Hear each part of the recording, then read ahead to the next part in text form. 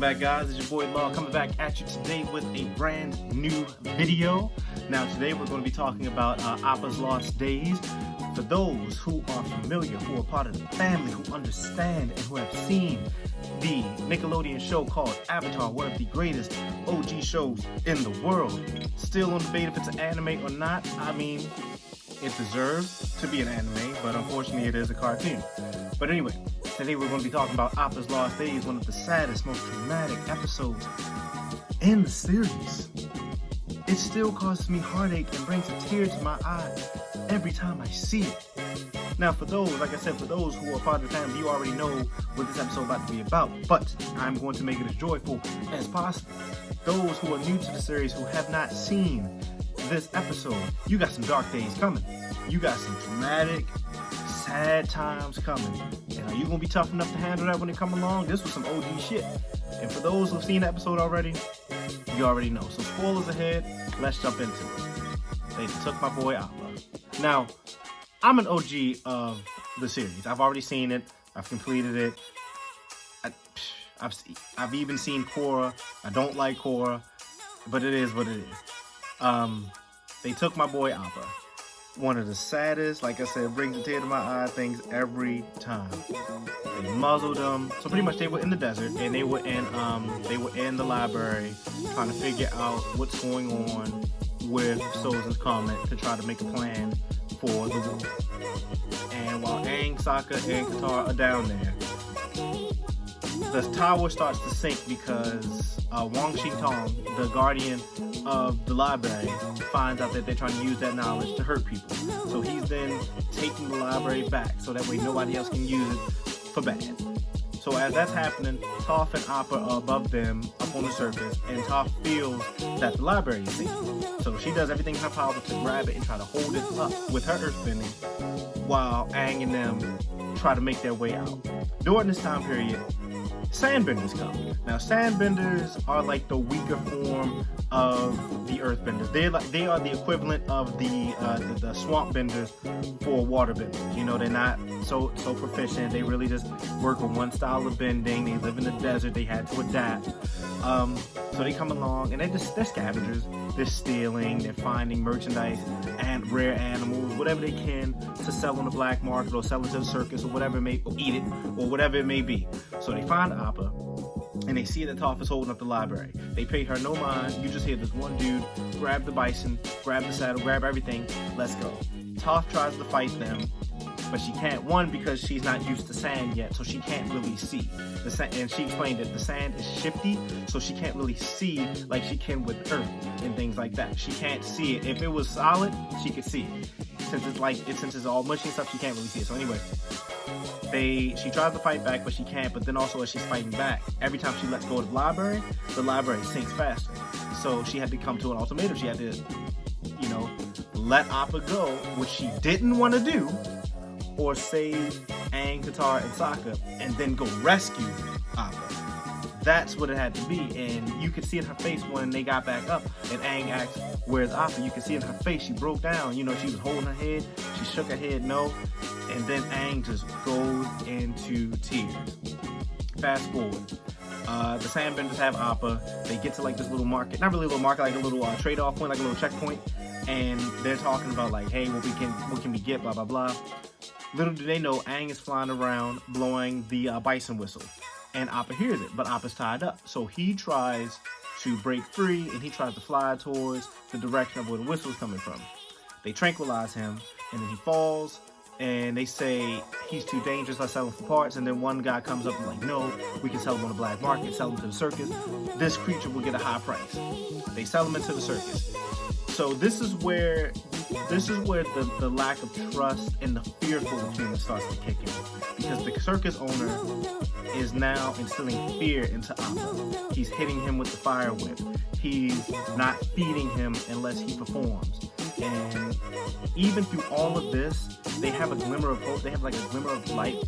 And they show this kid who resembles Aang. Appa sitting in the cage, he's hungry, his mouth open, he's drooling, he's looking at the hay, and he's trying to get the hay over to him, or the basket, and the basket of like cabbages to him so he can eat. And the kid sees this.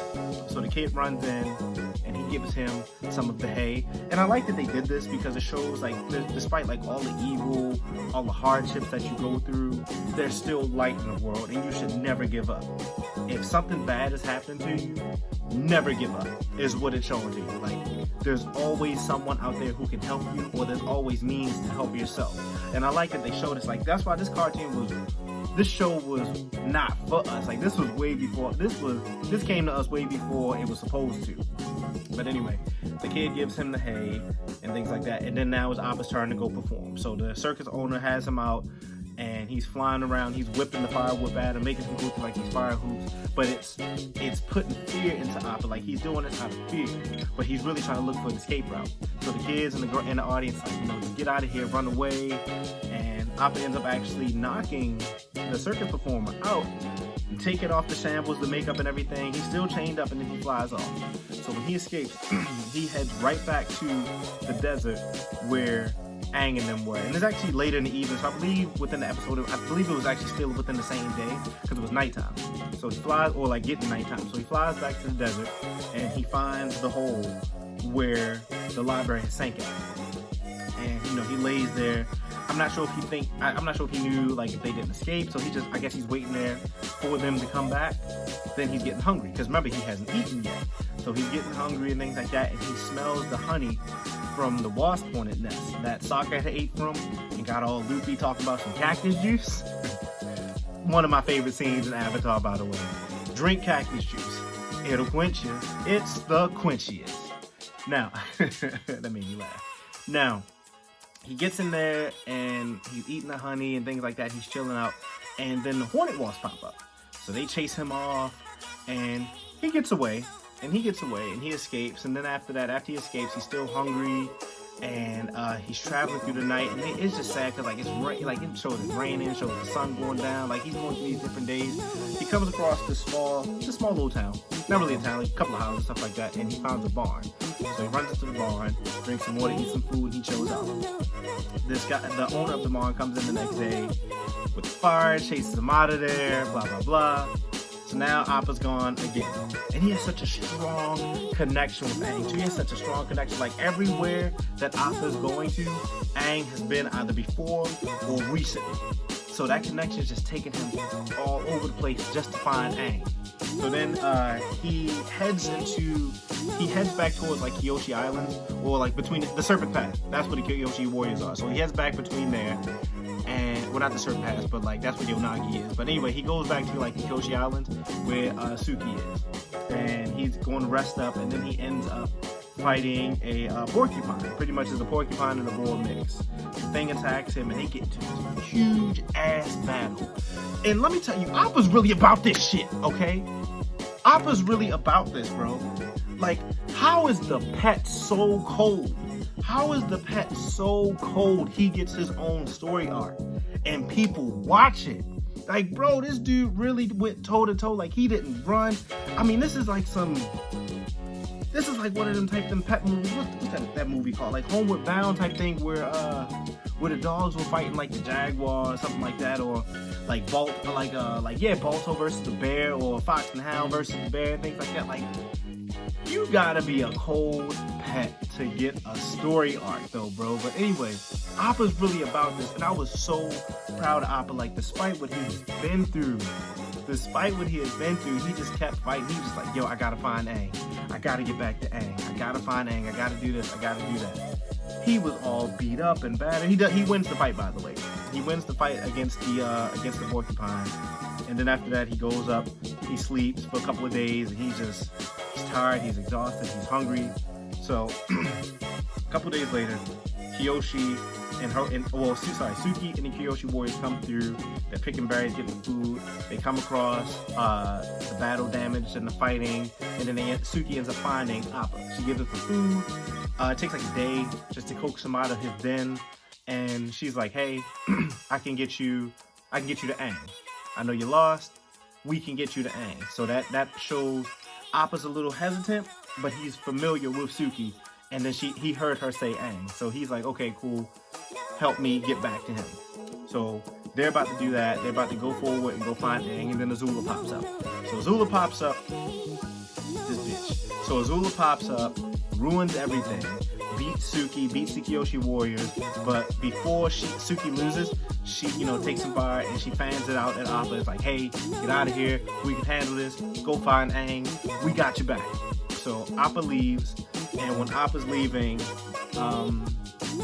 Suki's captured. They don't show it, but they don't show it off on screen, but next time we see Suki, she's captured, she's in jail.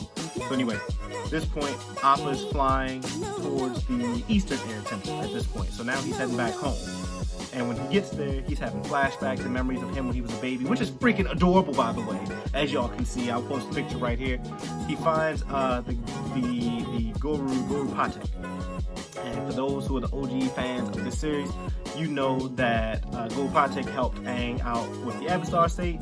Those who are new, he helped Aang with the Avatar state. He helped him unlock all of his chakras, allowed all his energy to flow and become one with the Avatar state.